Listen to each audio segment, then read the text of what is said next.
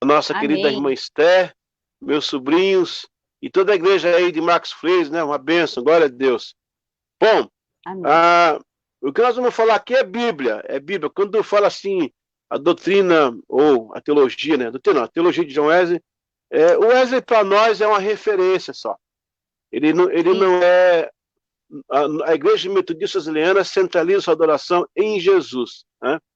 Amém. Wesley Isso mesmo. é uma referência, como todo mundo que faz o bem é uma referência. Eu estava pregando lá em Guarapari, onde está até o nosso irmão, o David, né? E falando sobre metodismo, aí levantou um rapaz que não é da nossa igreja, ele quis me intimidar. Ele falou assim: eu encontrei 3 erros de Wesley. O Wesley errou 3 vezes. Aí eu falei: rapaz, eu quero até ver se é os que eu tenho 15. Eu Ah, tenho 15 erros de Wesley. Ele ficou sem graça. Eu falei: querido, quanto mais o Wesley errar, é melhor para o metodismo. Porque o é. Wesley é um ser humano, como nós. Não vou falar comida de feijão, porque não era comum comer feijão naquela região, mas era como nós. Né? Bom, É sim. eu queria perguntar, irmã Esther, se nosso povo aí está com caneta e papel, porque tem coisa para anotar hoje, é um estudo, né? Eu espero que a turma esteja com papel, Rapaz, quem não tem ainda aí, corre aí, pega a caneta, pega um papel, um caderno, põe aí a série Meios de Graça, e vamos fazer aí um pelo estudo menos, bíblico. pelo menos nos cultos de terça-feira, que é estudo bíblico também na nossa igreja, eles vão afiado, viu? Vão com É papel e isso aí. caneta e sempre tenho que perguntar. A irmã Jane Ramos, que já está aqui, já estou vendo ela aqui, e a Adriele, a Janete ainda não entrou, mas elas três são as campeãs de pergunta. Então, eu acho que sim, devem estar preparadas. Ó, eu, como professor, eu entendo assim, quando o professor dá uma boa aula, quase não tem pergunta. Mas quando ele dá uma má aula, tem muita pergunta. Ou se a matéria é muito complicada também, né? Aí carece pergunta. Ah, É, eu meu acho som está bem? que vai ser. Meu som está chegando bem Tá aí, tá? muito bem, tá Ok. muito bem. É, Primeiro fica eu quero bem-vindo, fica à definir, vontade, tá? É. primeiro eu quero definir os meios de graça e os meios da graça. Interessante. O de e o da, apesar que no inglês, o ways of, o of aí, ele pode ser de ou pode ser da, mas no português, essa gramática ela muda totalmente o sentido de uma frase. Então, meios de graça é o que vamos estudar aqui. Meios da graça é um pouco diferente. Por quê? Os meios da graça coloca os meios como responsável pelo fim, pela graça no seu fim. Por exemplo, justificação, a preveniente, a santificadora, a glorificadora. Então, meios da graça seria a graça preveniente. Um outro meio da graça a operar seria a graça justificadora. O outro meio da graça operar seria a santificação, a graça santificadora. E mais um outro meio da graça de operar seria a graça glorificadora. Então, meios da graça são atributos da graça que operam o fim. Ou seja, o pecador ouviu a palavra, Deus operou no coração dele, teve abertura, é um trabalho sinergético, aí opera-se aqui a graça preveniente. É onde o Espírito Santo convence o homem do pecado, do juízo, justiça. Ele recebe a Cristo no coração e testemunha. Logo, quando ele recebe o Senhor no coração e é tocado por Deus, acontece um outro meio da graça, que é a graça justificadora. E agora, entre a justificadora e a graça glorificadora, eu tenho a graça santificadora, que é, para os wesleyanos, a santificação é um processo diário. Então, esses são os meios da graça, ok? Preveniente, justificadora, santificadora, graça, né? Santificadora e graça glorificadora, ok? Agora vamos para os meios de graça. Os meios de graça, eles dão a ideia de uma ponte ou um processo. Os meios da graça é uma ação salvífica. Os meios de graça é uma ação santificadora. Mas eu não vou colocar meios da graça assim, não. Vamos deixar, é só para entender e diferenciar. Vamos trabalhar os meios de graça. O pensamento wesleyano sobre os meios de graça. Quando se menciona a fraseologia meios de graça, é apontado o caminho devocional na tradição wesleyana. Pode mudar aí, se puder, Rafael. Na tradição wesleyana. Na verdade, é um chamado à vida com Deus, demonstrado, isso aí, demonstrado pelos frutos de amor. John Wesley tocou nesse assunto no sermão número 16, que leva o mesmo título, Os Meios de Graça. A partir de então, os metodistas pautam sua devocional diária sobre os conselhos e princípios desta prática. Então, todo wesleyano deveria saber quais são os meios de graça. Eu não vou perguntar para não fazer vergonha, mas uma grande maioria não sabe o que são os meios de graça. E hoje a gente vai aprender. A Jane já riu ali, ó. A Jane já riu. Vamos aprender, então, quem são os meios de graça. Porque já que somos metodistas wesleyanos, temos que entender a nossa teologia, que é a teologia bíblica, que é a teologia também cristã. Próximo quadro diz assim: uma das bases bíblicas mais frequentes que o Wesley usava está em Malaquias 3,7. Desde os dias de vossos pais, vos desviastes dos meus estatutos, e não os guardastes. Tornai vós para mim, e eu tornarei para vós, diz o Senhor dos Exércitos. Mas vós dizeis, em que havemos de tornar-se? Malaquias 3,7.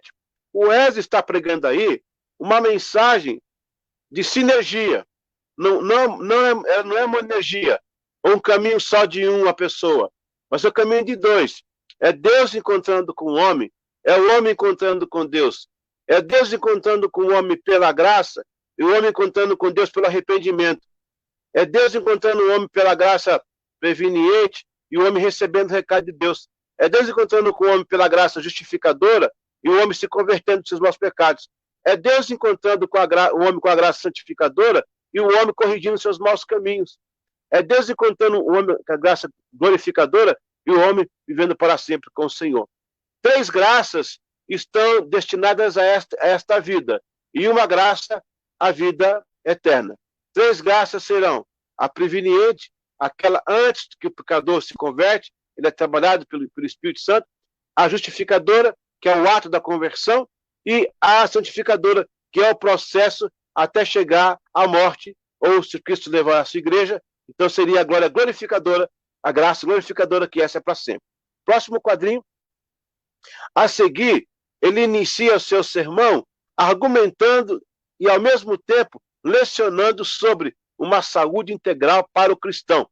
Ele ensina que os meios de graça são ferramentas para se chegar ao fim. Estabelece que, se fizermos uma prática cristã centrada apenas para atingir os fins, não importando quais sejam, corremos o risco de nos tornar legalistas, e o nosso sacrifício terá sido em vão e rejeitado pelo Senhor. Então, na teologia wesleyana, você fazer para acontecer não está de acordo com o pensamento cristão. Eu tenho que fazer porque eu amo. Eu tenho que fazer porque eu adoro a Deus. Eu não tenho que cantar bonito na igreja para mostrar que eu canto. Eu não tenho que pregar para mostrar que eu prego. Eu não tenho que visitar e fazer selfie para dizer que eu estou visitando. Não, eu tenho que fazer por amor. Aquilo é um fruto do amor, então é um meio de graça. É um meio de graça em si. Vamos lá, próximo quadrinho, o 5. No entanto, quando praticamos uma vida cristã ativa sobre a base do amor, ou seja, realizamos por saber que amamos a Deus, então a graça torna-se o meio mais adequado para se atingir um fim excelente. Portanto, agora, quando eu estou fazendo porque o meu coração está cheio de amor, aí eu atingi o meio da graça. Eu comecei a desenvolver o meio da graça.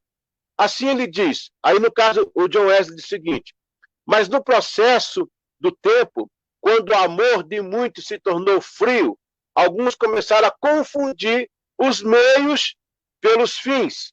e a colocar a religião antes, fazendo aquelas obras exteriores, de que um coração renovado na busca, na busca da imagem de Deus.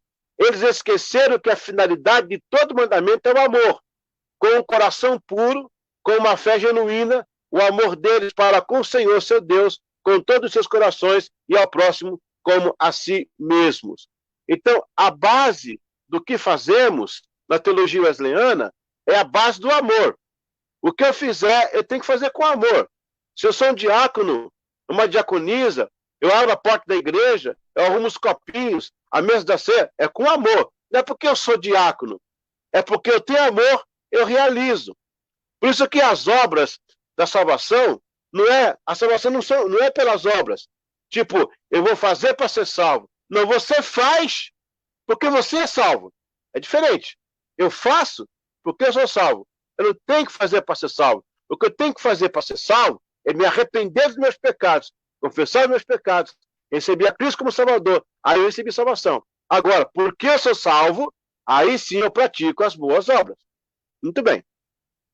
O 7 agora, o quadrinho 7.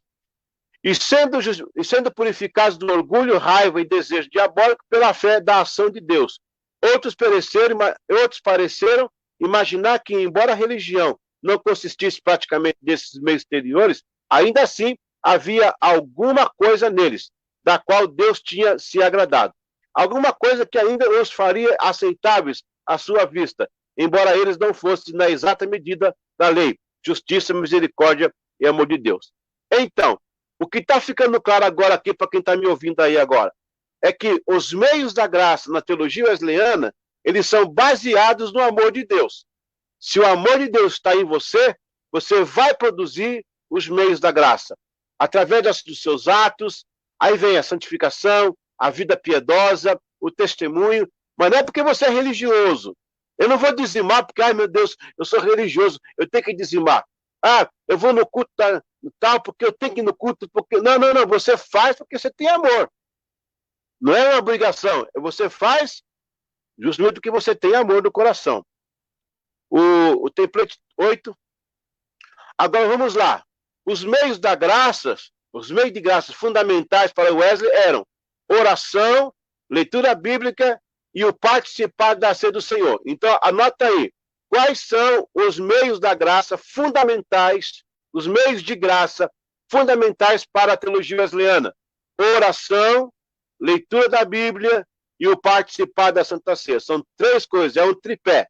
Se tem oração, leitura da Bíblia e o participar da ceia, você está fazendo os meios da graça fundamentais. Agora vem o desdobramento, porque esses três meios de graça, eles vão provocar outros meios. Preste bem atenção. Então, não é tão fácil como você imagina, não, tá? Ah, agora já sei. Meio da graça é só orar, ler Bíblia e participar da ceia. Não. É fundamental. É tipo assim, o que eu faço, além de orar, de ler a Bíblia e participar da ceia, tem que ser fruto dessa vida com Deus. Porque o crente que ora, ele cria uma devocional. E o metodista wesleyano importou esse devocional na leitura dos pietistas do século XVI, quando a Jacob Spener, em 1650, ele criou as Collegias Pietatis, aonde ele reunia os crentes numa casa, e ali eles liam a Bíblia e oravam. Ele estava resgatando o sacerdócio universal dos crentes, coisa que no movimento da Igreja Romana havia sido vedado à pessoa comum em ter acesso à Bíblia e à oração. E agora, com o Jacob Spener, eles estavam reunidos em casas para ler Bíblia sem precisar de um pároco, sem precisar de um sacerdote. Só que isso o wesleyano eles importaram para a comunidade wesleyana no século XVIII, onde hoje nós temos em casas, ninguém precisa ser pastor para ler Bíblia ou presbítero, basta ser um crente, lavado, enxaguado pelo sangue de Jesus, basta ser um crente. Isso chama-se sacerdócio universal dos crentes. Foi um resgate do pietismo. Não é petismo, não confunda com petismo, não é. pietismo. Vem de piedade. Pietatis, no latim. Pietatis. Ok? Vamos lá. Então você já anotou aí no caderninho que são 3 meios de graça fundamentais: oração, leitura bíblica e o participar da ceia. Eu vou voltar ainda nesses tópicos para trabalhar todos eles. A gente tem mais 2 quintas-feiras ainda, ok? Vamos lá. Os principais desses meios são as orações. Se em secreto, aqui já o Wesley falando. Os principais desses meios são as orações, se em secreto ou com uma grande congregação, pesquisando as escrituras, o que implica em ler a Bíblia, ouvir, meditar e receber a ceia do Senhor, comer o pão e beber o vinho na lembrança dele. E esses, eu acredito, são ordenados de Deus, como os canais comuns da transmissão de sua graça para as almas dos homens. Então, ele enfatiza aqui, mais uma vez, a oração, se em secreto ou com o povo, que é ler, ouvir Deus, meditar, aplicar, e aí o receber da ceia do Senhor. Por quê? Porque ele enfatiza como a ceia é o meio de graça. Porque a ceia diz que você está em comunhão com a igreja, meu Deus do céu. Que você é um crente que está em comunhão com a palavra de Deus. Por isso que você participa da Santa Ceia. A palavra Eucaristia, você ouve muita palavra Eucaristia aí, né? Nos meios católicos, Eucaristia. A palavra Eucaristia, gente, ela não é católica, ela é uma palavra cristã que a gente poderia usar. É Eucaristém, do grego, é ação de graças. Quando Jesus pegou o pão da ceia e o suco, lá, o cálice, 2 coisas acontecem ali. Jesus abençoa o pão, não é isso? E ele dá graças. Mas peraí, abençoar não é mesmo que dar graça? Como é que entende isso? Ok, voltando à Santa Ceia, olha o ensinamento aí. Hoje é quinta-feira de ensinamento. Ele abençoou o pão e ele agradeceu pelo sangue. Por que ele abençoa o pão? E por que ele agradece pelo sangue? Porque Eucaristia é Eucaristém, é gratidão no grego. Apesar que ele não falou em grego, né? Ele falou em aramaico. Mas aí a tradução da Septuaginta, no 2º século, traduziu a Bíblia, quem veio depois usou a tradição da Septuaginta para entender aquela mensagem. Por que Jesus, agora vamos lá, vamos aprender aqui na Santa Ceia. Por que Jesus abençoa o pão e porque ele dá graça pelo cálice? Ok, o pão simbolizava o corpo dele, que seria moído na cruz para a cura da enfermidade. O pão era o corpo de Jesus, que seria imolado para curar as enfermidades. Está em Isaías, capítulo 53. Ele foi moído pelas nossas transgressões e pelas suas pisaduras fomos sarados. Então, o pão significava o corpo presente, a nossa vida presente, e o pão de cada dia. Então, ele abençoou o nosso dia a dia com o pão, porque o pão precisamos todos os dias. O pão é finito, uma hora ele acaba aqui. Mas aí, ele dá graças pelo sangue. Por quê? Eucaristém. Porque o sangue é eterno. O sangue dele, que estava limpando a humanidade, que estava nos salvando do pecado, é um sangue eterno. Por isso que ele deu graça, porque a gratidão vai ser eterna. A bênção, ela fica na terra. Depois que eu chegar no céu, eu não preciso mais de bênção. Por isso que ele abençoou o pão de cada dia. Agora, o sangue, ele agradeceu, porque a gratidão é eterna pela salvação da humanidade. Eternamente seremos gratos a Deus por ter nos salvo do pecado, do juízo, da justiça e do inferno pelo sangue de Jesus. Aleluia! Por isso que ele usa o pão, ele usa o cálice. Um ele abençoa e o outro ele agradece. Glória a Deus. Aí você vê por que John Wesley está pedindo para o povo metodista wesleyano serem fiéis à Santa Ceia do Senhor. Eu fico preocupado, pastor Aldo, quando as pessoas participam da Ceia do Senhor assim, ó, qualquer jeito. Não. Quando eu pego aquele pão, eu abençoo aquele pão, porque é a cura da minha enfermidade. Quando eu pego aquele cálice, eu agradeço pela salvação eterna. Então, participar da ceia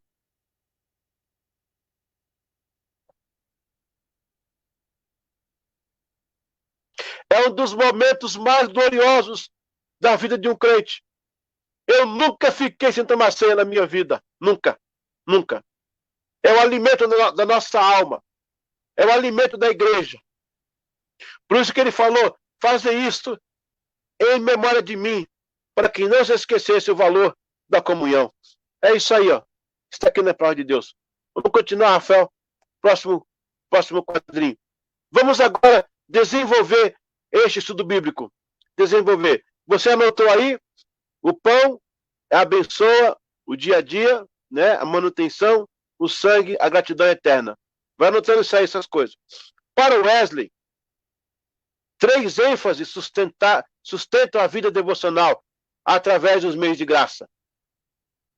Glória a Deus.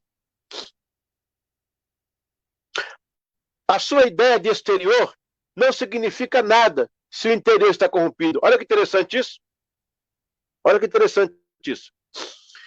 Para o Wesley, 3 ênfases sustentam a vida devocional através dos meios de graça, que no caso é a oração, a Bíblia e a Santa Ceia. A sua ideia de exterior não significa nada se o interior está corrompido. Aí ele escreve, não se pode supor que estes homens santos e veneráveis pretenderam alguma coisa a mais, a princípio, do que mostrar que aquela religião exterior não valia a pena sem a religião do coração.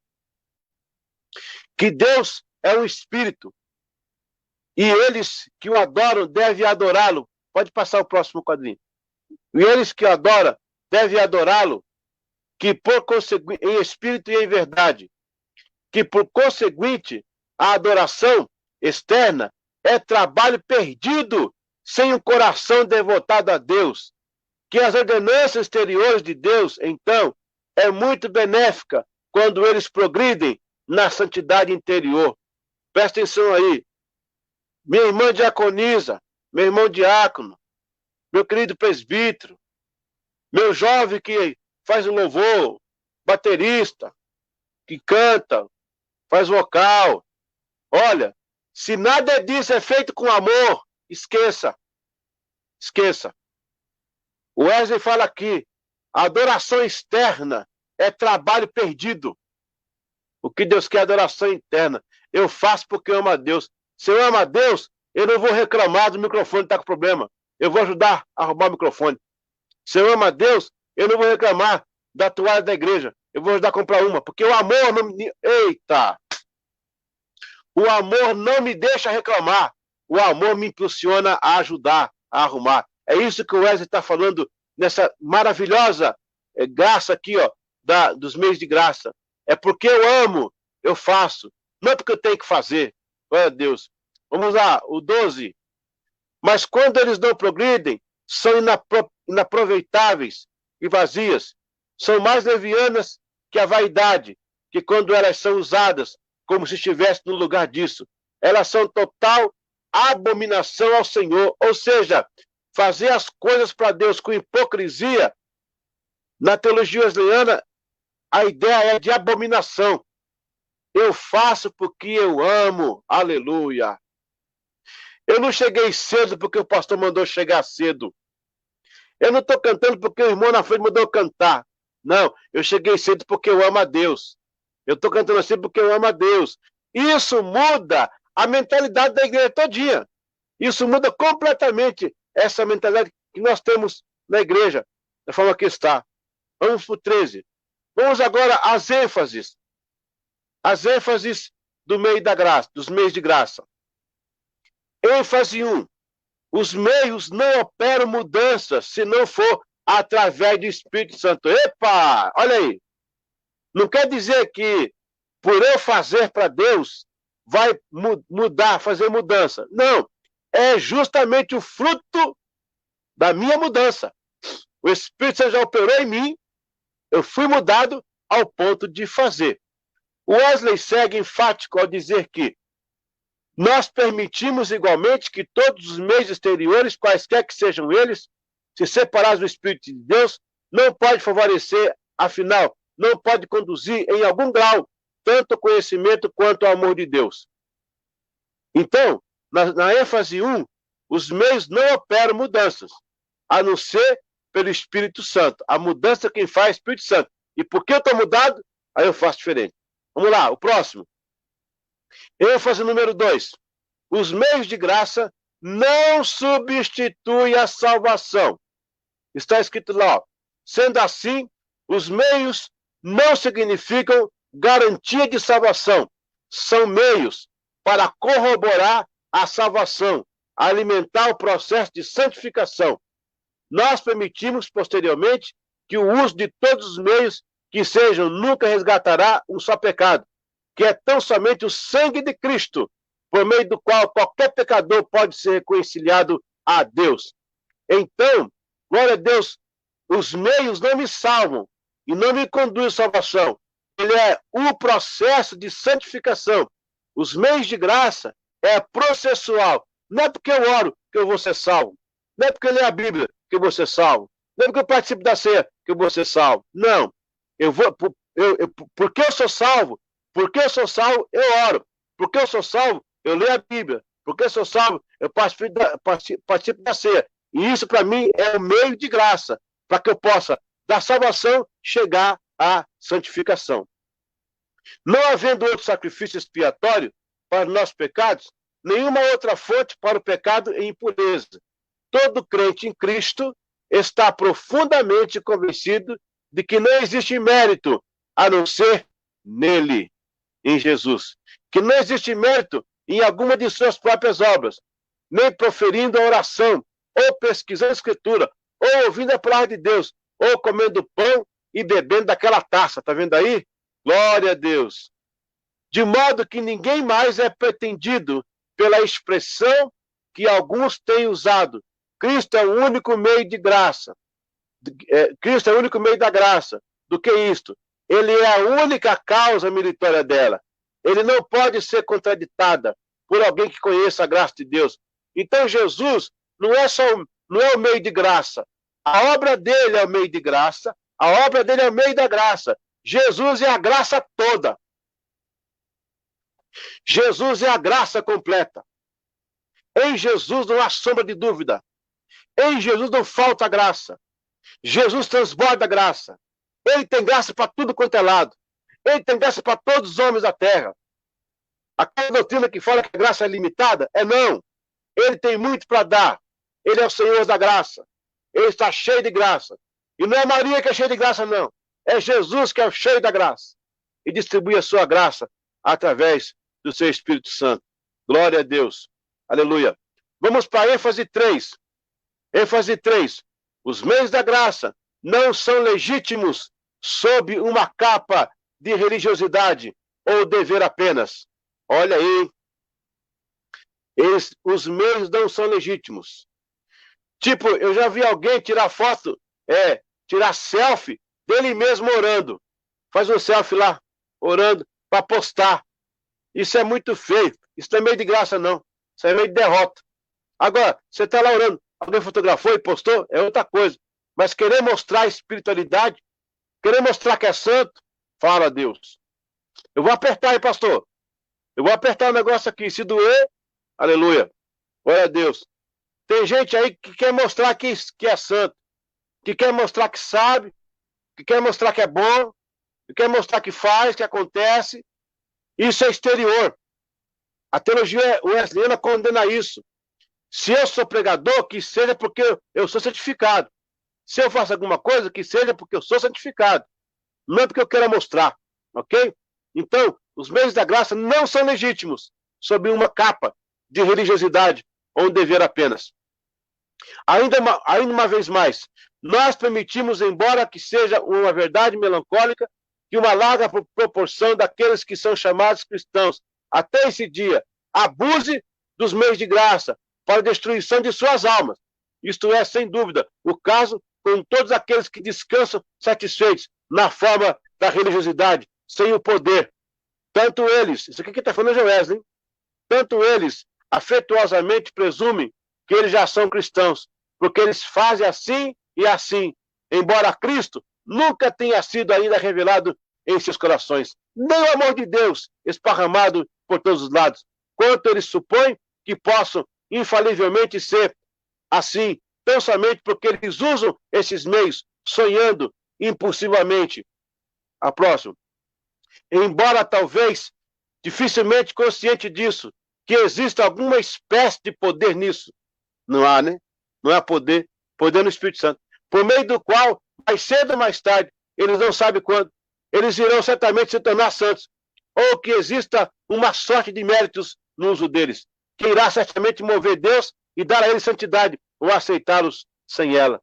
Então, os meios de graça, eles são ilegítimos se não forem algo santificado por Deus, e não para os homens, não para o bispo ver, não para o SD ver, não para o pastor ver, não para a igreja ver. Eu faço no meu canto e Deus está vendo o que eu estou fazendo. Esse é o meio de graça. Fora disso, é hipocrisia e não serve para nós. Próximo aí, a ênfase 4. Nós vamos encerrar com essa ênfase aqui, né? Já estamos com 40, quase, estamos com 30 e poucos minutos já, que a STM passou um pouco mais tarde. Vamos aí, vamos lá. ênfase 4. Os meios da graça não alteram o princípio da salvação pela fé. Opa! Não é porque eu sou bonzinho que eu vou ser salvo. Eu faço caridade que eu vou ser salvo. Não. Os meios da graça não alteram.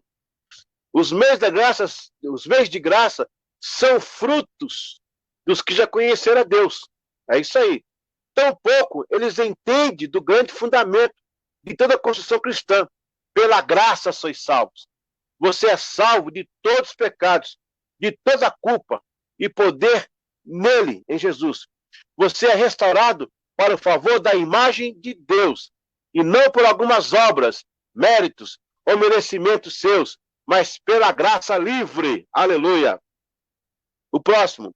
E mera misericórdia de Deus, através dos méritos do seu bem-amado Filho.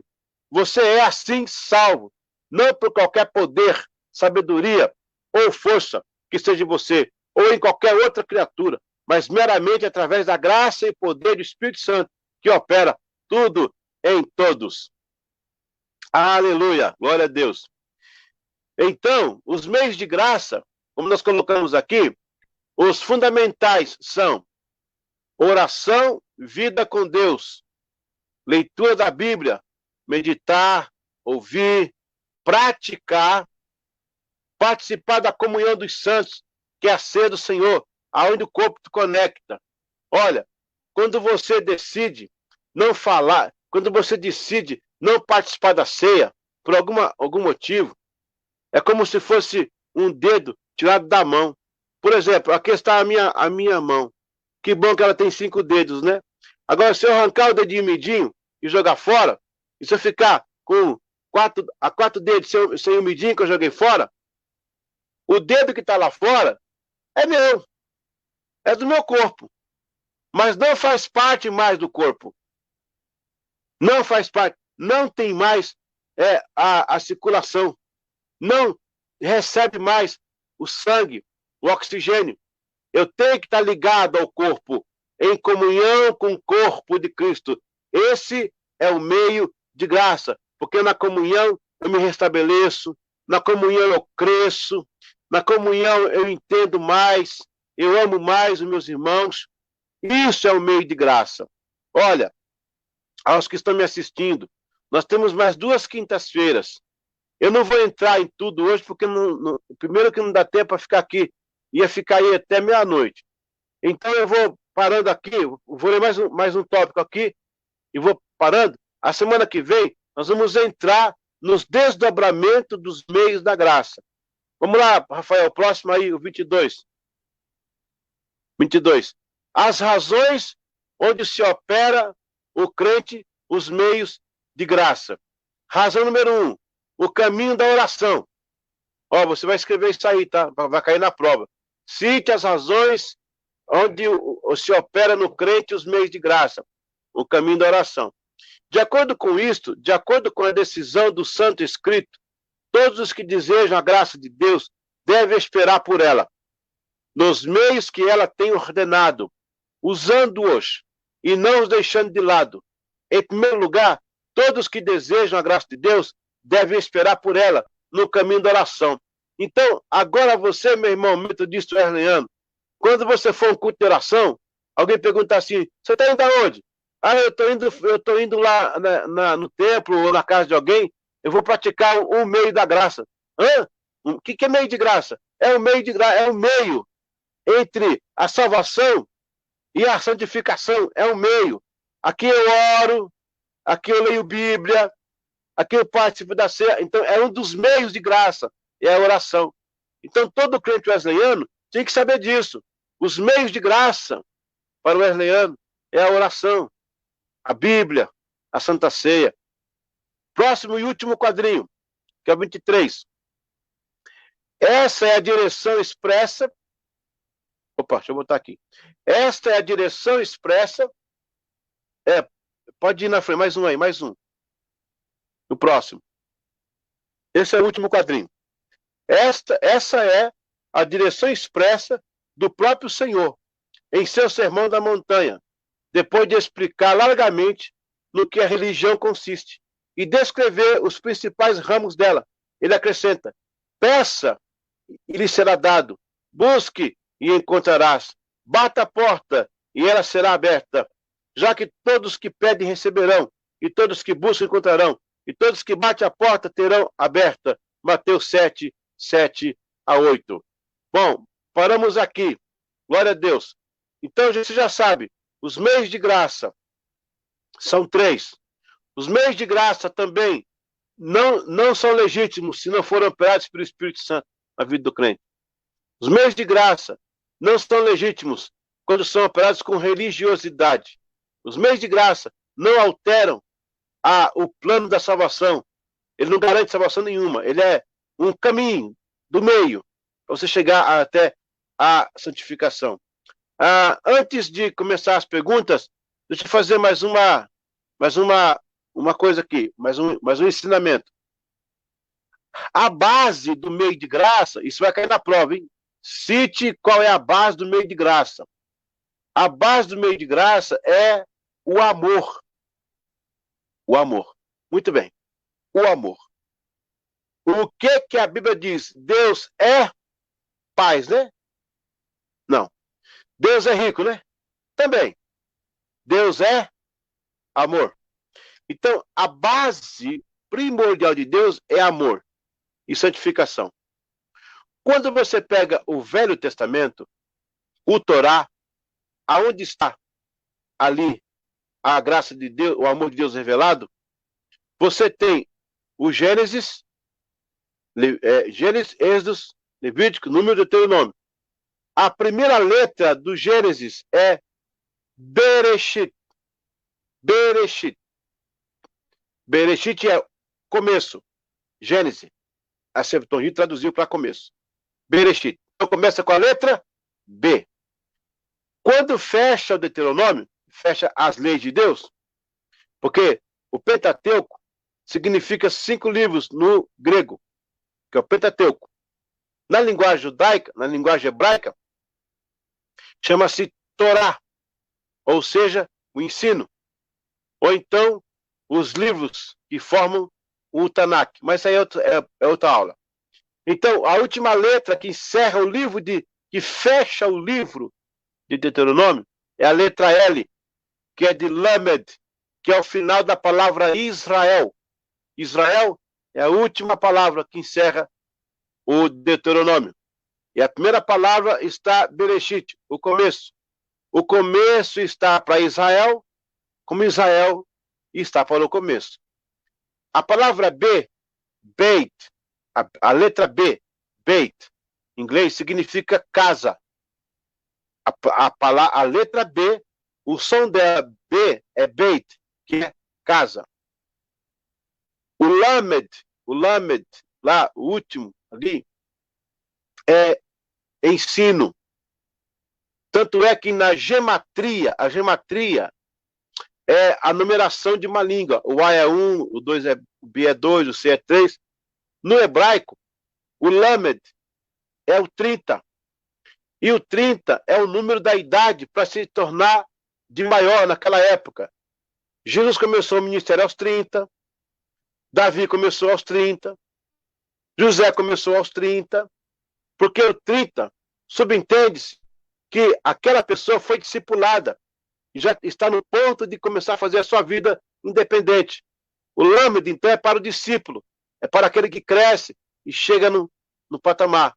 Se eu pegar a letra L e a letra B e eu juntar e trocar de lugar, eu tenho lebe, que no hebraico é amor. Então, as leis de Deus é feita com amor. Olha que interessante. Beit é casa. As leis de Deus estão na casa. Lâmede é ensino. As leis de Deus me ensina. Por isso que o salmista fala, amo a tua lei, e nela medito de dia e de noite. São meios de graça. Lebe é o amor. Aí você vai ter a palavra amor como centro de Deus. Vamos pegar o primeiro mandamento? Como é que começa o primeiro mandamento? Amarás o teu Deus. Aí, ó, o amor. Jesus diz lá, na sua palavra, ele relembrou os mandamentos. Amarás o teu Deus de todo o teu coração, toda a tua alma, de todo o teu ser. Então, o amor está implícito. O que eu faço sem amor é hipocrisia, é religiosidade, é mostrar o que não é. E encerrando essa palavra do amor, a palavra sherut significa esculpir. Deus usa essa palavra lá em Jeremias 33. Ani Adonai sherut, eu, Senhor, vou esculpir nos seus corações as minhas leis, não mais em pedra. A palavra sherut é liberdade, que é uma continuação de sherut. Então, a palavra lei e liberdade, elas são juntas. Ou seja, a lei de Deus não escraviza. A lei de Deus liberta o homem. E quando ele fala que vai esculpir, o que seria esculpir? Isso, eu estou falando de meios de graça ainda. O que é esculpir? Esculpir significa uma natureza rompendo outra natureza. Uma coisa é escrever com uma caneta no papel ou a tinta. Aí, com o tempo, o sol apaga, se cai a água, borra, sai embora, fica só tingido.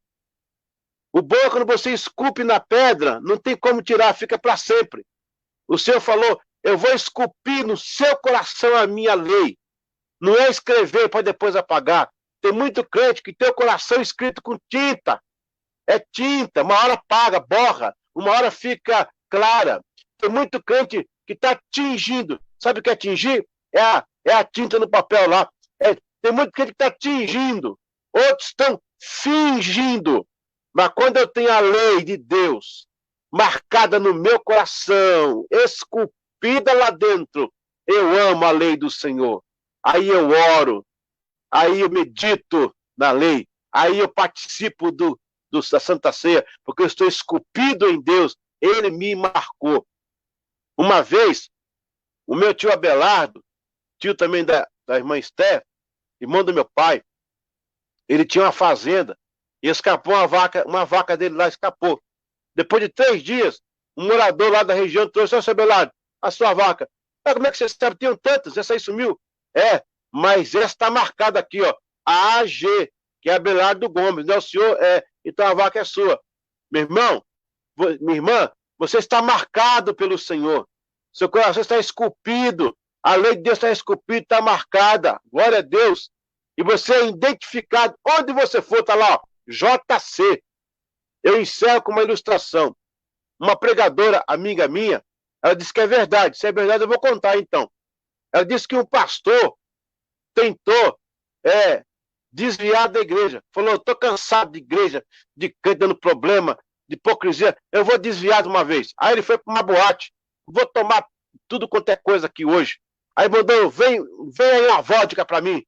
Batendo na mesa assim, eu vou desviar hoje. Quando ele está sentado para beber, aí vem uma moça dançar. E aquela moça era, antigamente, do grupo de louvor da igreja, estava desviada. Quando ela viu o pastor, ela tinha tirado a roupa já, ela botou a roupa no lugar e se protegeu toda, e veio lá falar com o pastor, pastor, olha, ela pensou, meu pastor está aqui, vem buscar uma ovelha perdida, nunca vi um amor como esse, nem o pastor vai numa boate buscar uma ovelha, esse veio buscar desgarrada, ela saiu, ô pastor, o senhor está aqui para me buscar, eu quero voltar agora para Jesus. Aí ele começou a chorar, falou, realmente, glória a Deus, estou aqui para te buscar. Ou seja, o crente que está esculpido e marcado, nem para desviar ele presta. Nem consegue desviar. Aleluia. Porque está marcado. Está marcado. Uma vez marcado, nunca mais. Aleluia. Glória a Deus.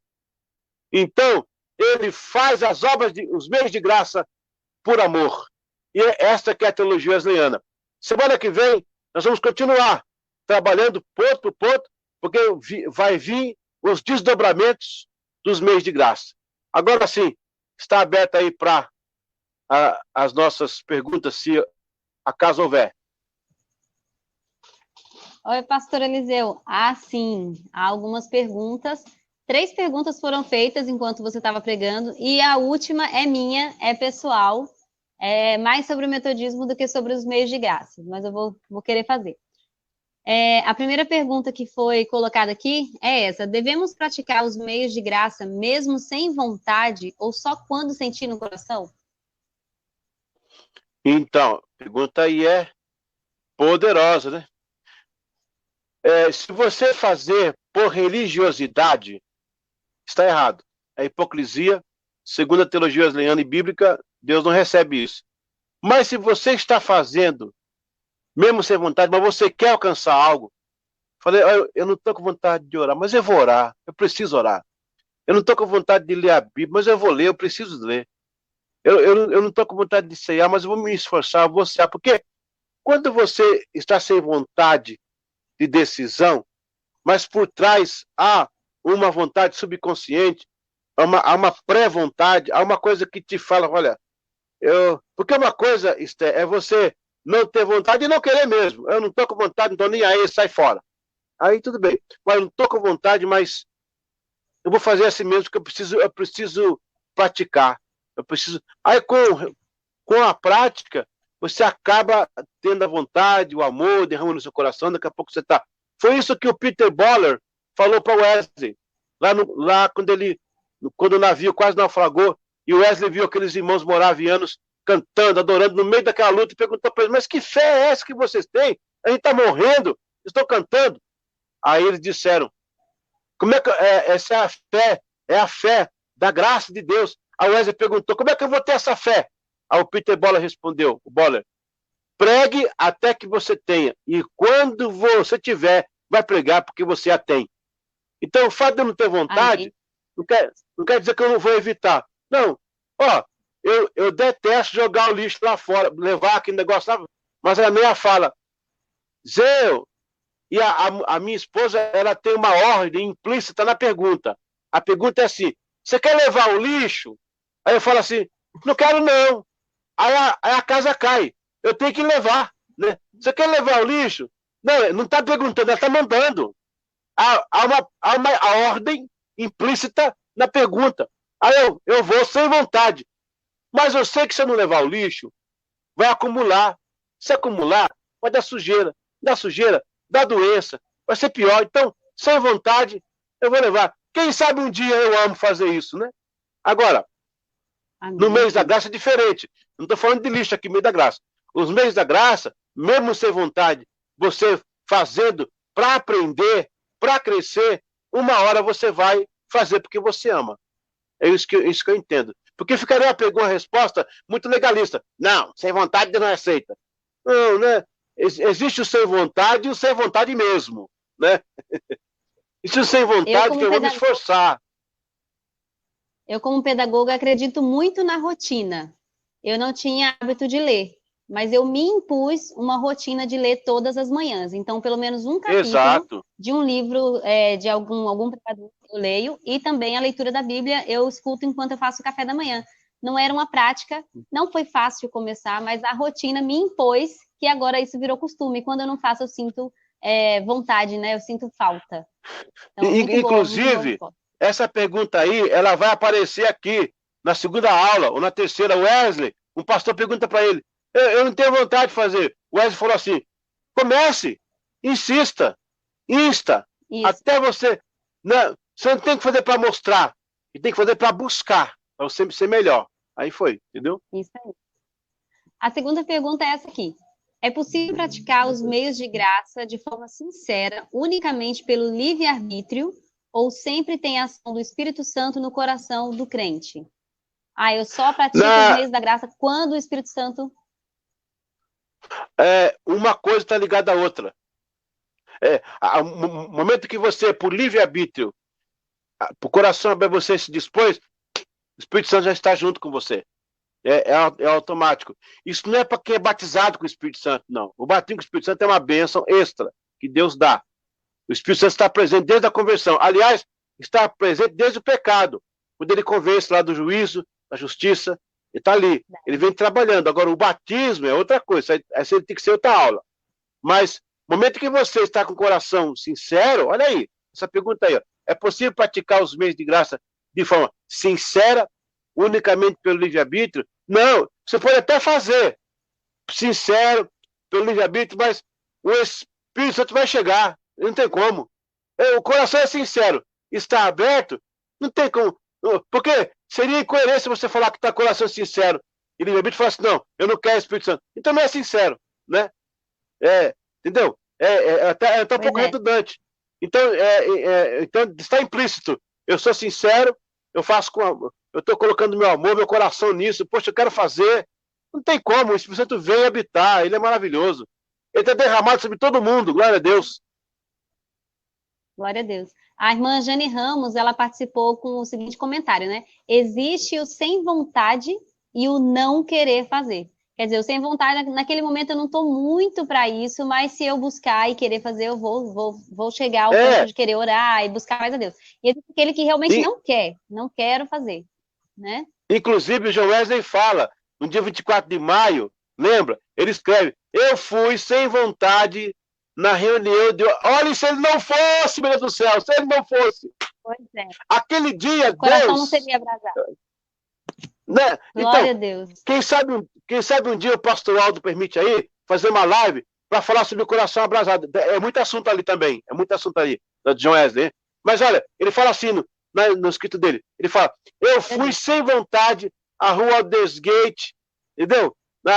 E sentei-me ao ouvir o prefácio de Lutero sobre salvação pela graça. Meu coração foi... E o Wesley levanta dali um novo jovem. Ele sai um pregador, ele começa a pregar, a gente começa a cair no chão, a gente começa a estribuchar no chão, o irmão dele está doente, ele sai daquela reunião para casa do irmão, vai um monte de gente com ele, porque está tendo movimento. Quando ele abre a porta da casa do irmão doente, quando olha para ele, Wesley, what shines in your face? Que brilho nesses seus olhos. Ele fala, Carlos, eu me encontrei, o coração aquecido, o coração abrasado, eu tenho certeza da minha fé. E ali o Carlos Wesley compõe uma música. Ele estava sem vontade. Mas ele foi, entendeu? Ou ele podia falar assim, estou sem vontade e não vou. Igual, entendeu? É importante enfatizar que o ministério de Wesley, ele não começou a partir do coração abrasado. Ele já era pregador. Ele já tinha saído para fazer missões, né? E foi nesse retorno que ele teve esse episódio do barco, onde ele entendeu como é que vai afundar esse povo adora. E a partir do coração abrasado é um divisor de águas, Deus começa a abençoar daquela forma. Então não é que ele não era, ele já era um missionário, ele já pregava, mas a partir dali, né, foi um outro rumo a história de Wesley. Mas ele fazia por religiosidade.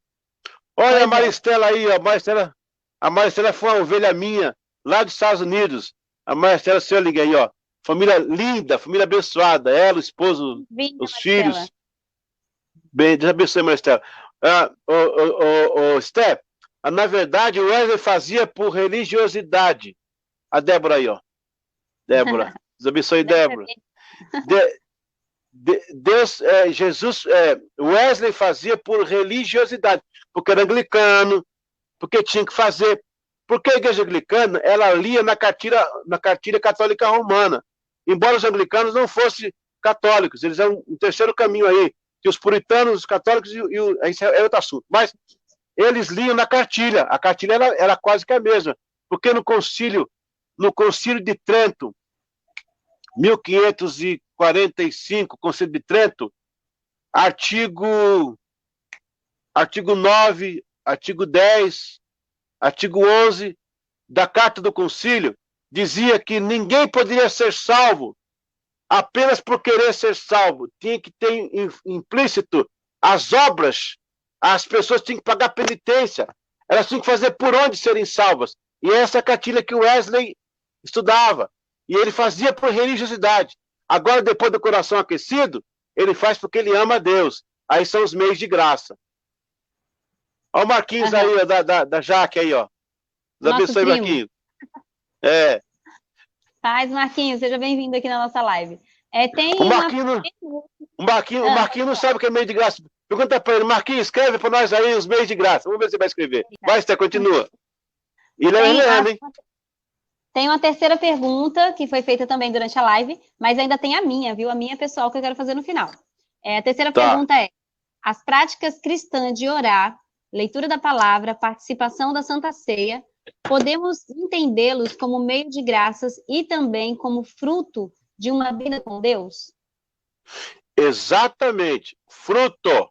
Olha só. Fruto de. Não que eu faça para. Fruto de. Para Deus. Então, porque eu sou salvo, porque eu sou liberto, porque eu tenho o Espírito Santo, eu vou fazer porque eu amo a Deus. Como é que eu colocaria? Tem pessoas que gostam de mostrar os seus meios de graça. O quanto que ele ora, o quanto que ele lê. Eu já li a Bíblia. Se você responde informalmente, irmão, ora. Eu oro toda vez por dia. Mas o cara fala assim, ó, eu oro, eu leio, Isso não é meio de graça, não. Isso é meio de hipocrisia, né? O meio de graça, ele é uma consequência. Ô, Esther, é muito legal quando você vê uma pessoa chegar na igreja, ela não tem conhecimento nenhum da palavra, de nada. O que ela faz? Ela recebe o Espírito Santo, se converte, e ela começa por si só, aparecendo na oração, aparecendo na leitura, né? Não é? Isso é o meio de graça. Isso é o meio de graça. Tá certa a pergunta. Tá certo. Bom, ia ser a última pergunta, mas chegou agora um comentário da Adriele, que eu achei interessante também falar aqui. Acredito que a diferença entre fazer por livre-arbítrio e fazer com a ajuda do Espírito Santo é na parte de que quando eu faço por mim mesmo, eu posso estar indo atrás de reconhecimento e glória para mim. E a partir do momento em que o Espírito Santo está junto comigo, sou convencida que faço por amor a Deus e de que faço para Ele, para me aproximar dEle, para a glória dEle, ser somente dele. Não sei se isso é correto, mas entendi dessa forma. É bem isso, né? É isso aí. Ó, aquele irmãozinho que chegou lá no templo, não tinha ninguém, ele arrastou o banco, tirou o copo do chão, deu uma varridinha, ninguém viu. Mas Deus viu. É isso. Agora tem uns que esperam o povo chegar. Espera o povo chegar para começar a fazer, para mostrar que está fazendo. Não dá certo. A Débora aí, estou marcada. Amém, Débora. Vou fazer agora a minha pergunta. É uma curiosidade. Eu acho que eu era adolescente quando eu li a biografia de John Wesley por Matteo Lelevieri. E eu fiquei, assim, impressionada com uma coisa que foi falada ali naquela biografia. Renata Gonçalves, pastor Celso, lá do Amapá. Tem que pegar navio, viu, para ir. Já ficou internacional. Já ficou.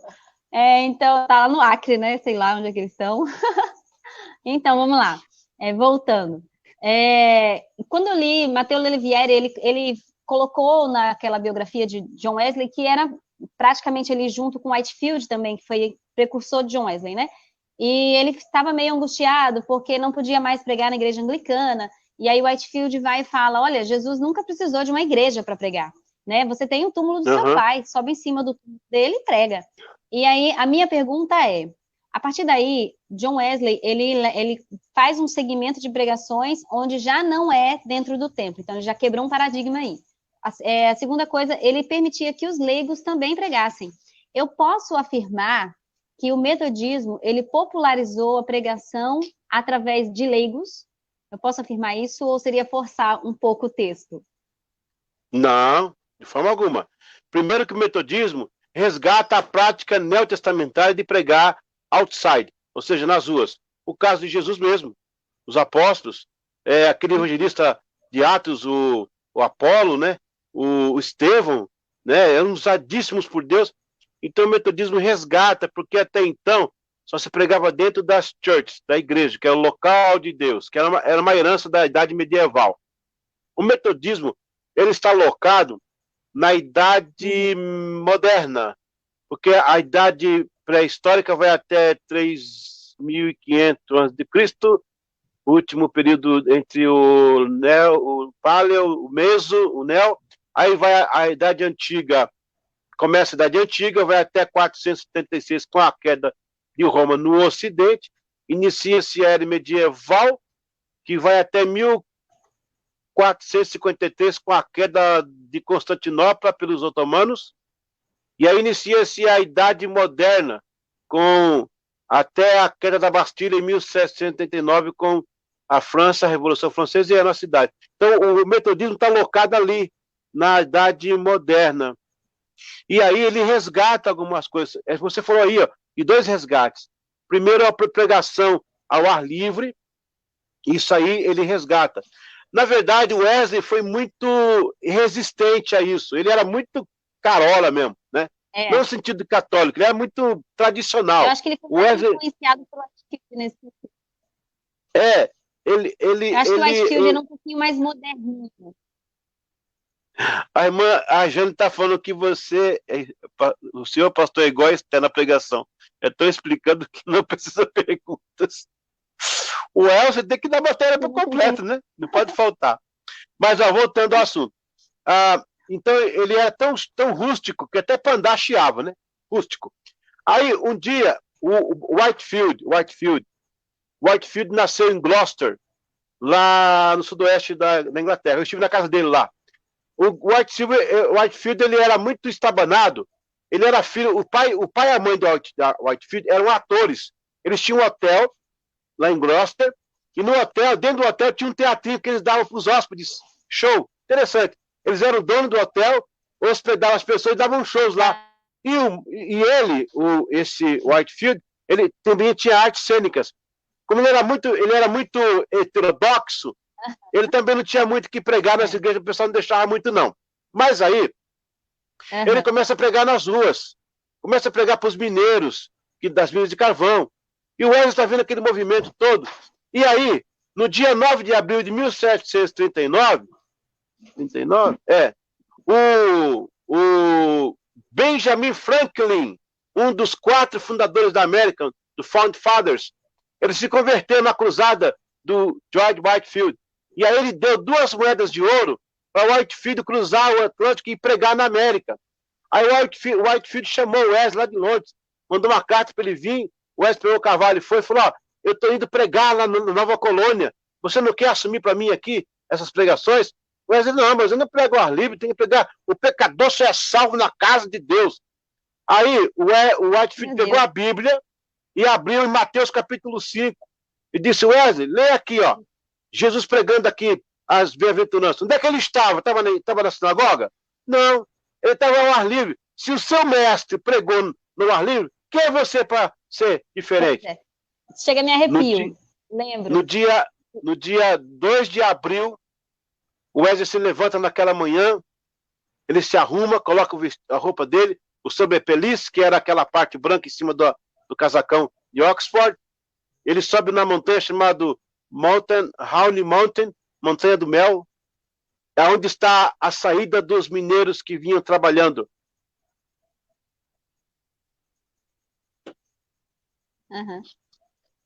Aí ele lê. Glória a Deus. Ele lê o texto. O Espírito do Senhor está sobre mim, que me ungiu a pregar aos quebrantados de coração e a anunciar o ano aceitável do Senhor. Quando ele começou a pregar, 300 pessoas se reuniram. Lá o povo é muito branco. Aleluia. As lágrimas começaram a sair dos ossos e abrir sucos brancos nas faces. De repente chamaram, um homem disse, chama minha esposa, chama meu filho. Daqui a pouco tinha 3.000 pessoas ouvindo Wesley pregar. E as pessoas caíam no chão. Elas caíam no chão gritando: minha alma está em agonia, eu preciso de Deus.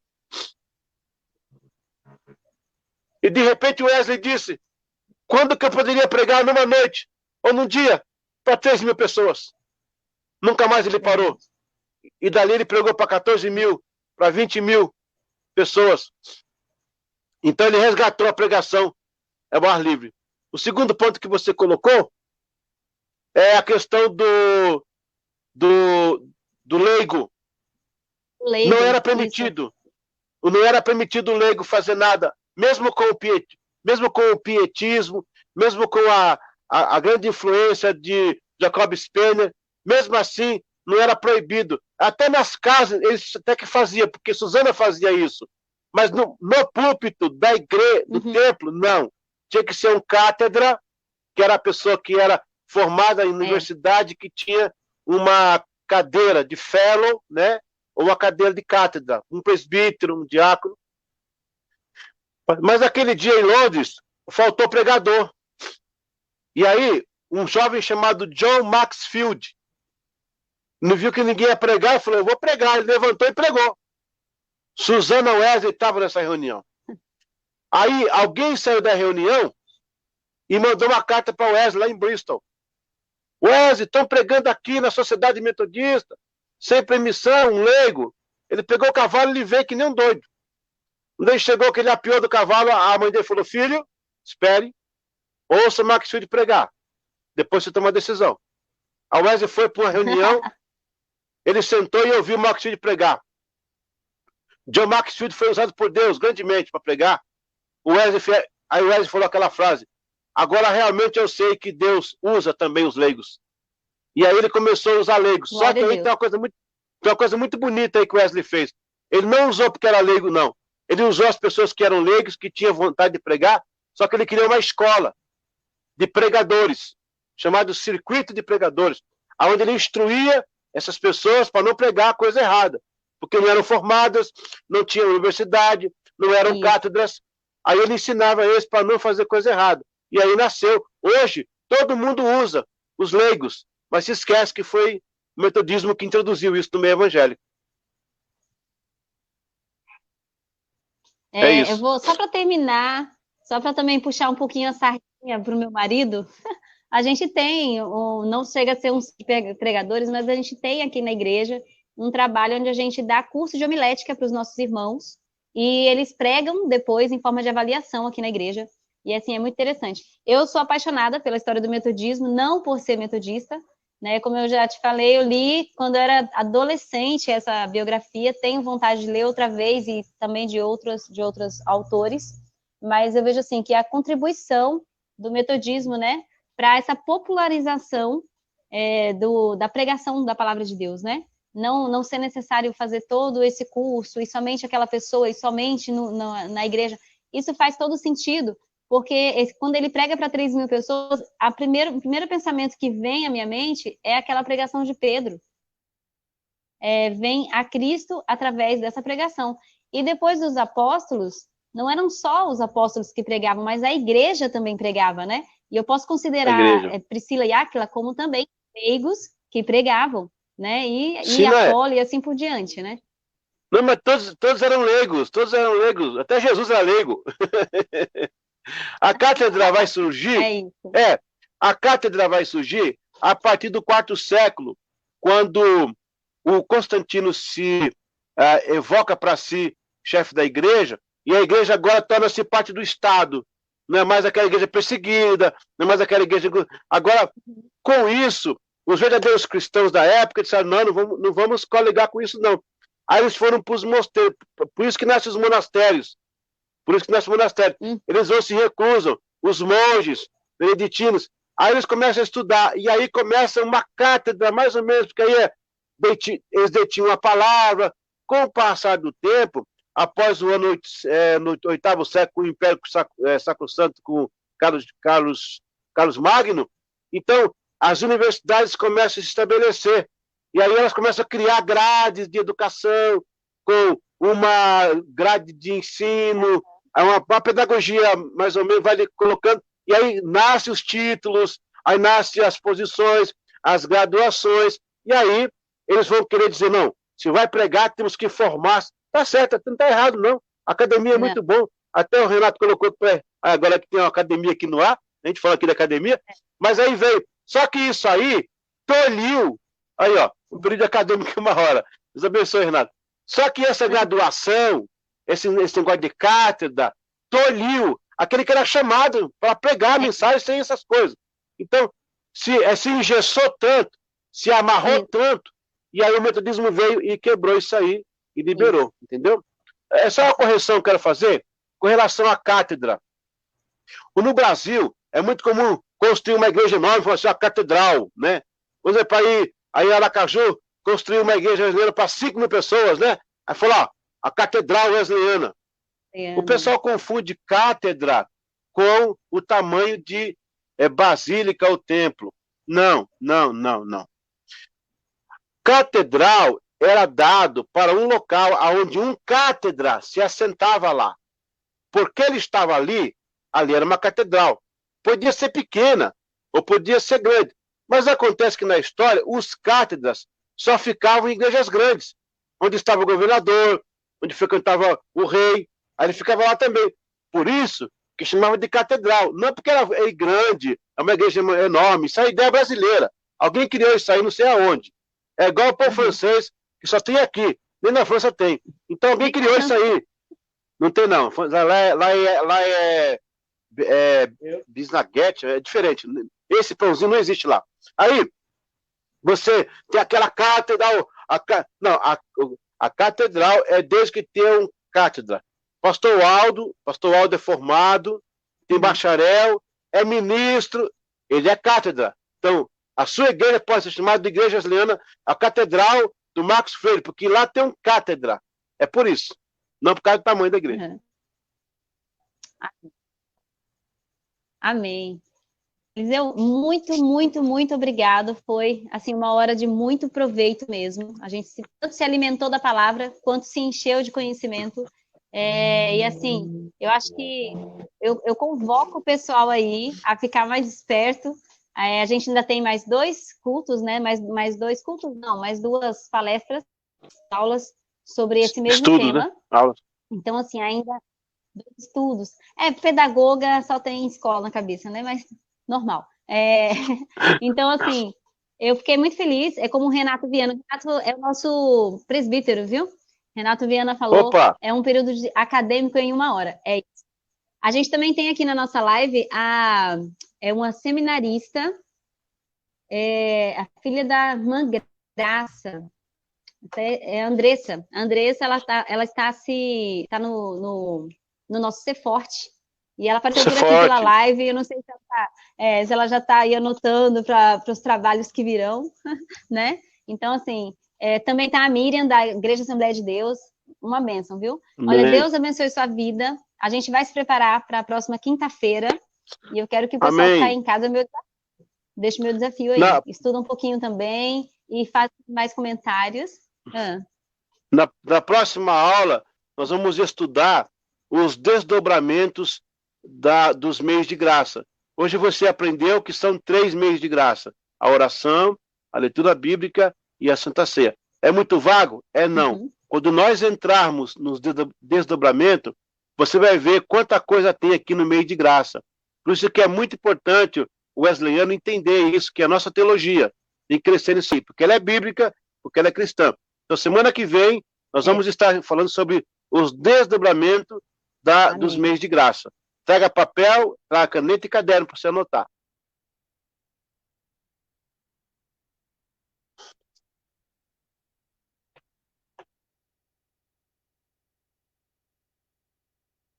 Parece que caiu aí? Alô? Esté? Ó, Ana Cássia Silva, louvado seja Deus, Deus abençoe. Um pouco. Pronto. Tô. Amém, irmã Jane, Deus abençoe também a vida da irmã, glória a Deus. O seu pessoal interage muito, né? Engraçado. A Débora aí, ó. As lives que eu faço aí, você fica sozinho no deserto. Você desconfia, fala, Alguém tá aí, aparece alguém. Aí, Ana Cássia, você já Você tem que ver estreito, dar estudo pessoalmente. Aí eles colocam você no estreito mesmo, que um pergunta, dá ideia para a pergunta do outro, e você, meu Deus, até a hora que eu vou pregar, a Jane falou, você prega igual a Esther, né? Não, eu que prego igual ele, porque ele nasceu primeiro. E não prega igual também, não. É parecido nem perto, mas Prega melhor. tem horas que eles me colocam no estreito que eu já apelo pro pastor. O pastor Codaldo vai responder essa. Eles são Ó, muito participativos. o pastor Cadu tá aí, ó. Cadu tá aí, gente boa. Cadu, tem que Eita. voltar lá, Cadu. Tem que voltar depois da pandemia, tem que voltar aí. Glória a Deus.